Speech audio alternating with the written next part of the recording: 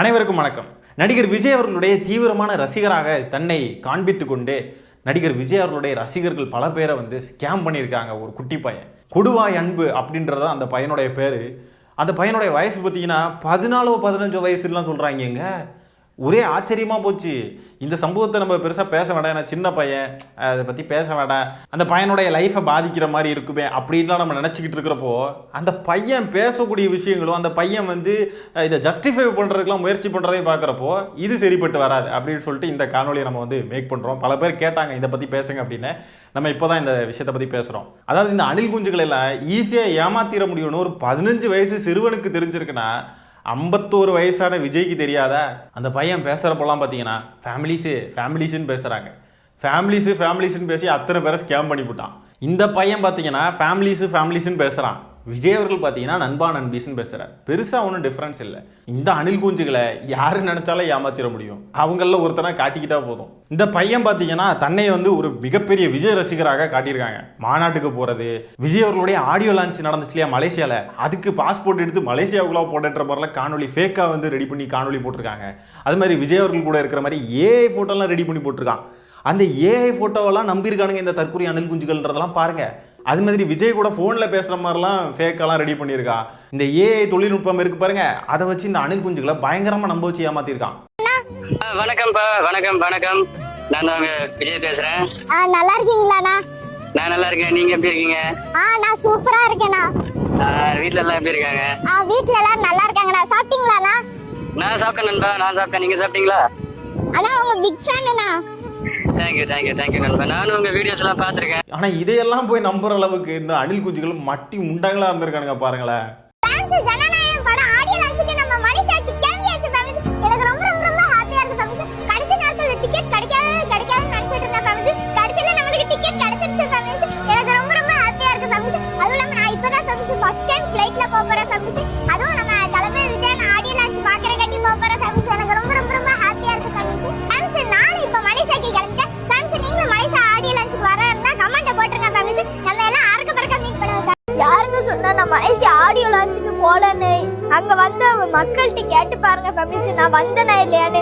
என்னோட ஒவ்வொரு ஃபேமிலிஸுக்கும் தெரியும் ஃபேமிலிஸ், நான் அந்த மலேசியா ஆடியோ லான்ச்சுக்கு வந்தேனா இல்லையான்னு. அது என்னாச்சுன்னா அங்க நிறைய கூட்டம் வந்ததுனால சின்ன பசங்க உள்ள அலோடு கிடையாதுன்னு சொல்லிட்டாங்க ஃபேமிலிஸ்.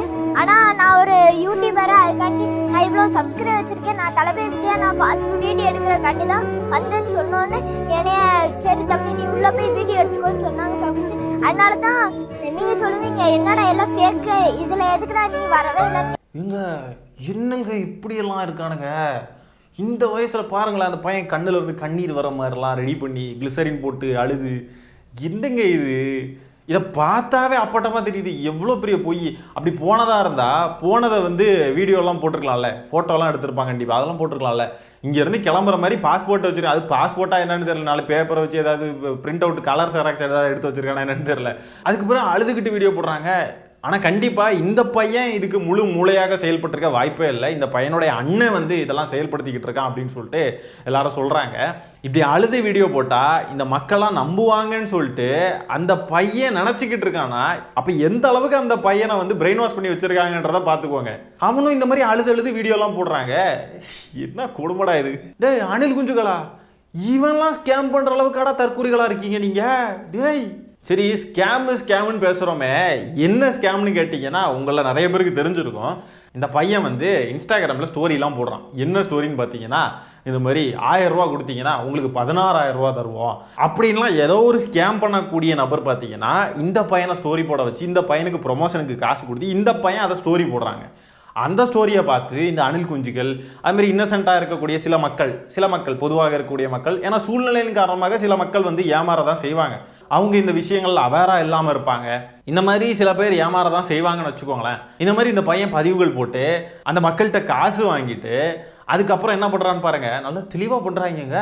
1000 ரூபா இப்போ ஒருத்தவங்க அனுப்பி விடுறாங்கன்னு வைங்களேன். அந்த காசு வாங்கின நபர்கிட்ட இந்த பையன் சைட்லேருந்து மெசேஜ் போகுது. இந்த மாதிரி நீங்கள் உங்களுக்கு காசு வந்துருச்சு, நீங்கள் டாக்ஸ் ஆட்டு ஒரு 4000 ரூபா கட்டணும், நீங்கள் அதை அப்போ தான் ரெடீம் பண்ணி அந்த காசை எடுக்க முடியும். நீங்கள் அந்த 4000 ரூபா டாக்ஸ் மணியை நீங்கள் அனுப்பிட்டீங்கன்னு சொன்னாக்க நாங்கள் மொத்தமாக உங்களுக்கு டோட்டல் அமௌண்ட்டை செட்டில் பண்ணிடுவோன்னு சொல்லிட்டு பேசி அந்த சைட்ல இருந்து பார்த்தீங்கன்னா இல்லை நீங்கள் 4000 ரூபாய் கழிச்சிட்டு மீதி ரூபாய் எனக்கு தந்துருங்க அப்படின்னு கேட்டதுக்கு இந்த சைடு இந்த பையன் சைட்ல இருந்து சுத்தமாக ரிப்ளையே போகாமல் பல பேர் இது மாதிரி ஏமாந்து அதுக்கு அப்புறம் தான் தெரிஞ்சிருக்கு இந்த பையன் ஃபேமிலிஸுன்னு சொல்லி நல்லா ஏமாத்திருக்கான் அப்படின்ட்டு. கொஞ்சமாவது லாஜிக் வேண்டாமா?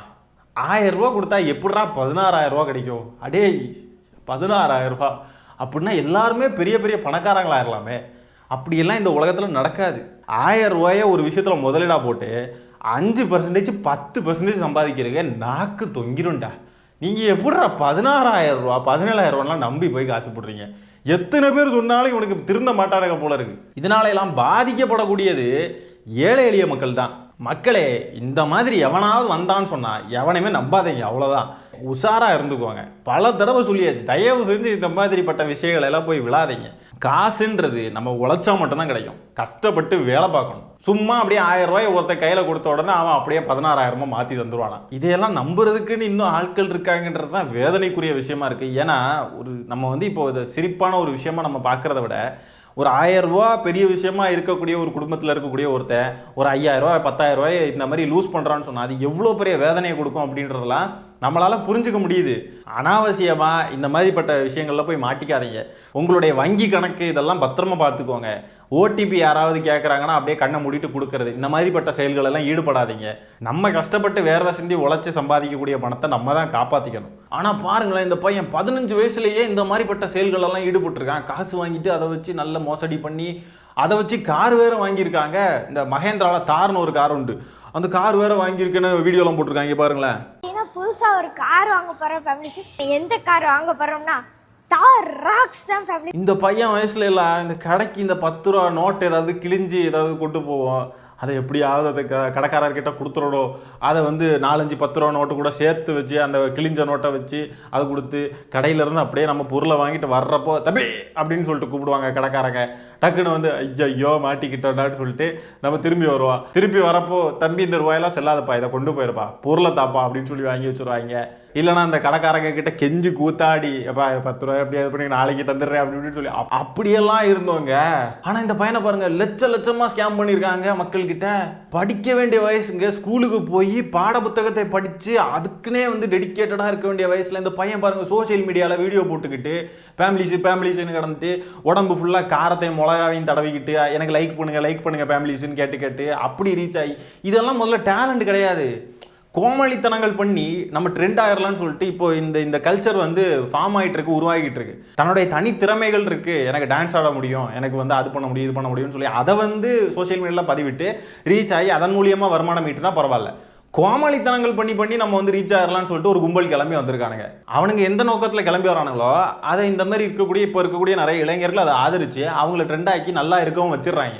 அதே ஃபார்முலாவை இந்த சின்ன பையன் கடைப்பிடிச்சு இப்படி ஸ்கேம் பண்ற ஒரு இடத்துல போய் அந்த பையன் நிற்கிறான். டேய் ஸ்கேம் பண்ணியிருக்கடா அப்படின்னு சொல்லிட்டு கேட்டா அந்த பையன் அதை எப்படி ஜஸ்டிஃபை பண்றான்னு வேற பாருங்களேன்.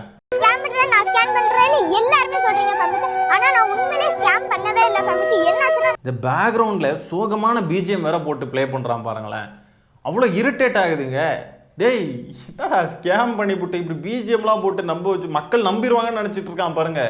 இப்படிலாம் பிஜிஎம் போட்டாங்க. இப்போ ரீசன்ட்டா ஒரு கார் எடுக்க போறோம்னு சொல்லியிருந்தா ஃபேமிலிஸ், அந்த வீடியோவுக்கு எல்லாரும் பொறாமப்பட்டு இப்படி பண்ணிட்டு இருக்காங்க ஃபேமிலிஸ். அதாவது இவர் ஸ்கேம் பண்ணுவாராம். டேய் நீ ஸ்கேம் பண்ணியிருக்கடான்னு சொன்னா நான் கார் எடுத்தேன் அதனால எல்லாருக்கும் பொறாமை அப்படின்றான். எவ்வளோ பெரிய கேடுகட்ட அயோக்கியத்தனத்தை இந்த பையனுக்கு சின்ன வயசுலேயே சொல்லி கொடுக்குறாங்கன்றத பாருங்களேன். இப்போவே எப்படி இருக்கான்னா வளர்ந்ததுக்கு அப்புறமெல்லாம் பயங்கர மோசமான ஒரு ஆளாக மாறிடுவான் இந்த சொசைட்டியில். உடனே விக்டிம் கார்டை தூக்கிட்டு வந்துடுறது பாருங்க. நம்மளை பார்த்து பொறாமை எல்லாருக்கும். என்னடா பொறாமை? நீ யாரா ஒன்னே எதுக்கடா பார்த்து பொறாமப்படணும்? நீ அப்படி என்னடா செஞ்சுட்ட? ஏடா திருட்டுத்தனமாக பணத்தை ஆட்டையை போடுறவனை பார்த்து மக்களுக்கு பொறாமை வருமாடா? என்னடா பேசுறீங்க?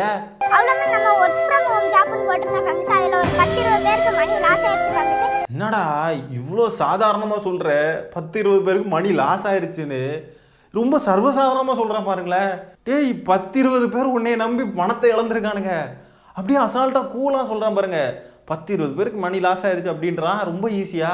10-20 பேர் மட்டும்தான் பாதிக்கப்பட்டிருப்பாங்க கிடையாது, பல பேர் பாதிக்கப்பட்டிருப்பாங்க.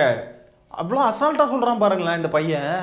இந்த பையன் இந்த மாதிரி ஜஸ்டிஃபை பண்ணி போட்டிருக்கிற வீடியோவுக்கு கூட பார்த்தீங்கன்னா 1.5 லட்சம் லைக் 2 லட்சம் லைக்குன்னு போட்டு அதில் வேற கமெண்ட்டில் போய் தம்பி நீ நல்லவன் தான் தம்பி, நீ வந்து ஏமாற்ற மாட்ட தம்பி அப்படின்லாம் வந்து கமெண்ட் போட்டுக்கிட்டு இருக்கானுங்க. எல்லாம் யாருன்னு பார்த்தீங்கன்னா இந்த தாவேக்கா தவிட்டு தற்குறிகள் தான். இதெல்லாம் ஒரு பக்கமாக வச்சா கூட வார்த்தைக்கு வார்த்தை ஃபேமிலிஸுன்றாங்க. டேய் உண்மையாலுமே நீ ஃபேமிலிஸ்ன்னு நினச்சிருந்தனா இந்த மாதிரிலாம் பண்ண மாட்டடா. உங்கள் நொன்னை என்னடா நண்பா நண்பீஸ் அம்மா தங்கச்சி அக்கா தம்பின்னு சொல்லி பேசிக்கிட்டு அந்த அம்மா தங்கச்சி அப்பா தம்பி அண்ணன் தம்பி அண்ணன் தங்கச்சி நண்பா நண்பீஸ் எல்லாம் வந்து கரூரில் செத்துக்கிட்டு இருந்தப்போ விட்டுக்கிட்டு ஓடுனாப்புல. அதே மாதிரியே இவனும் ஃபேமிலிஸ்ன்னு சொல்லி எல்லாரையும் ஏமாற்றிக்கிட்டு இருக்கான். உன் குடும்பத்தில் உள்ளவங்களை இது மாதிரி ஏமாத்துவேடா தம்பி, என்னடா தம்பி இது? சரி இந்த பையன் எப்படி ஏமாத்திக்கிட்டு இருக்கான், விஜய் அவர்கள் சைட்ல இருந்து எப்படி ஏமாத்துறாங்கன்றத பாருங்க. ஜனநாயகன் படத்துக்கு டிக்கெட்டுடைய விலையை பாருங்க மக்களே, எப்படியெல்லாம் ஸ்கேம் பண்றாங்க அப்படின்றது உங்களுக்கு இப்போ தெரிய வரும் பாருங்க. தலைவன் எப்படி இருக்கானா அவனை ஃபாலோ பண்றவங்களும் அப்படித்தானே இருப்பாங்க. தலைவனே சரியில்லை.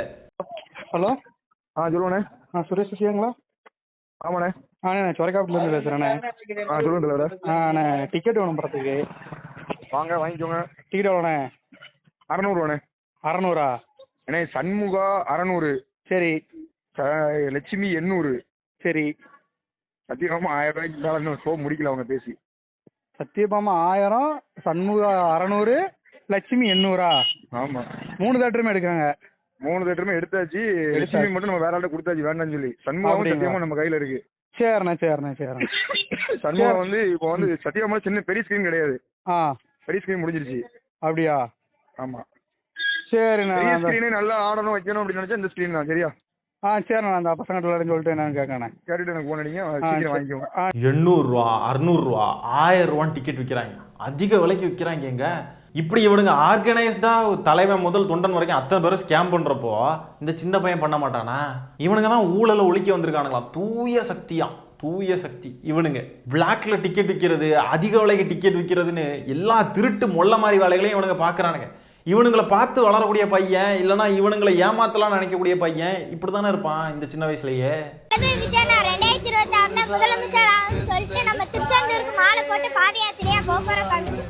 என்னோட அண்ணன் என்னோட தளபதி. ஆனா பையன் ஒரு முடிவோட தான் இருக்கான். இந்த விஜய் ரசிகர்கள் எல்லாம் வச்சு நல்லா ஸ்கேம் பண்ணணும்னு சொல்லிட்டு PhD முடிச்சிருப்பான் போல இவனுங்களெல்லாம் எப்படி ஸ்கேம் பண்ணுறதுன்றதுல. இந்த சின்ன பையன்லாம் ஸ்கேம் பண்ணுற அளவுக்கு தான் அவனுங்களுடைய அறிவே இருக்குது. எங்கள் விஜய் அண்ணா எல்லாரையும் ஏமாத்தியே பழகிட்டாரு, நாங்களும் ஏமாந்தே பழகிட்டோம். அதே மாதிரியே தான் எல்லாருக்கிட்டையும் எங்களுடைய ரசிகர்கள் எங்கள் விஜய் அண்ணான்னு யார் பேரை சொல்லி என்னத்தை கொடுத்தாலும் நாங்கள் வாங்கிக்கிட்டு நாங்கள் செத்து போக கூட ரெடியாக இருப்போம். எங்கள் உயிரே போனாலும் கவலை இல்லை. விஜய் அண்ணாவை பார்க்க போய் செத்தாலும் பரவாயில்ல. எங்கள் வீட்டில் காசே இல்லாமல் நாங்கள் ஒரு குட்டி பையன்கிட்ட காசு கொடுத்து ஏமாந்து எங்கள் குடும்பத்தில் யார் செத்தாலும் எங்களுக்கு கவலை இல்லை. என்ன ஆனாலும் எங்களுக்கு கவலை இல்லை. நாங்கள் விஜய் அண்ணாவுக்காக தான் வாழ்கிறோம். இந்த லட்சணத்தில் தாங்க இவனுங்க இருக்கானுங்க. இவனுங்க ஊரையே ஸ்கேம் பண்ணுவானுங்க. ஆனால் இவனுங்களே ஒருத்தன் ஸ்கேம் பண்ணியிருக்கான் பாருங்க, வேற லெவல்ரா.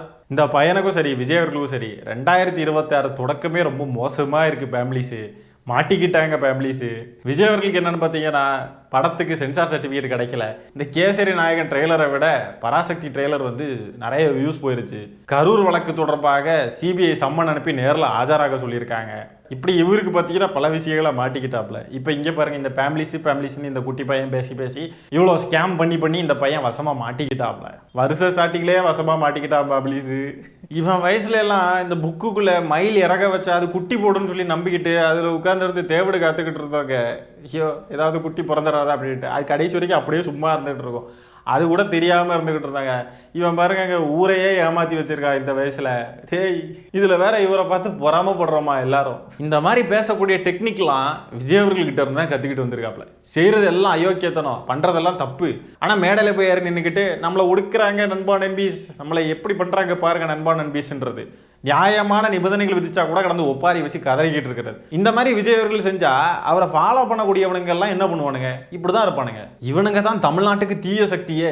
எல்லா பச்சை அயோக்கியத்தனங்களும் இவனுங்க சைட்ல இருந்து தான் பண்றாங்க. குட்டி குஞ்சானா இருக்கட்டும், பெரியவனுங்களா இருக்கட்டும், எல்லாம் பாருங்க. நாமக்கல் மாவட்ட செயலாளர் ஒரு சமீபத்தில் பண்ண விஷயத்தெல்லாம் நம்ம பார்த்துருப்போம். பதவி கொடுக்குறன்ற பேர்ல ஒரு பெண்ணிற்கு என்ன அநியாயங்களை இழைத்தார் அப்படின்றதெல்லாம் நம்ம பார்த்தோம். விஜய் அவர்கள் முதற்கொண்டு இந்த சின்ன வாண்டு வரைக்கும் எல்லாம் ஒரே மாதிரி தான் இருக்காங்க.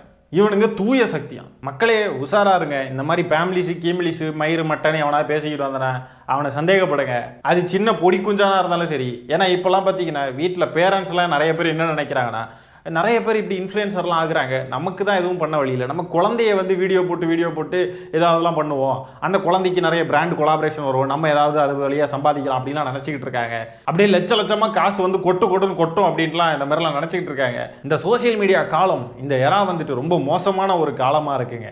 எத்திக்ஸு வேல்யூஸு எதுவுமே இல்லாமல் கொஞ்சம் ஃபாலோவர்ஸ் கூடிருச்சுன்ற ஒரே காரணத்துக்காக மக்களை எல்லாம் ஏமாத்துறதுக்கு கொஞ்சம் கூட கூச்சநாச்சமே இல்லாமல் ஏமாத்திக்கிட்டு இருக்கானுங்க. உஷாராக இருந்துக்குவாங்க.